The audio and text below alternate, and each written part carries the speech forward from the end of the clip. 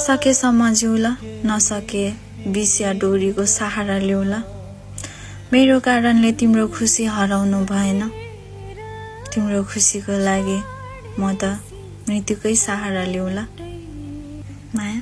बिर्सेला जस्तो छ। कहिले नसक्ने माया दिन्छु भन्थ्यो, तर आज मलाई गुमाउने डर छैन जस्तो लाग्यो। मैले गरे जति माया त तिमीले गर्दैनौ, त्यो त तिम्रो व्यवहारले देखाएको छ जस्तो लाग्यो।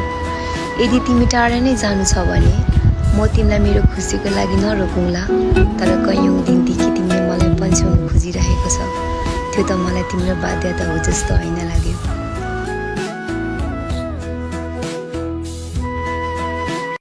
हिजो तै मात्र होस् भन्थे, आफ्नो सास जस्तै अँगाल्थे, भोलिको सपनाहरू जस्तो बुनिन्थ्यो। तर आज ती सबै ब्लकलिस्टमा छन्। शब्दहरू त मिठा थिए, तर नियत चोखो थिएन। माया भन्थे तर शर्त सहित। आज चाहिँ शर्तहरू मेटिएको छ, नाम सहित। हिजो जसलाई आकाश बनायो, आज तिनैको नजर धुलो जस्तो लाग्छ।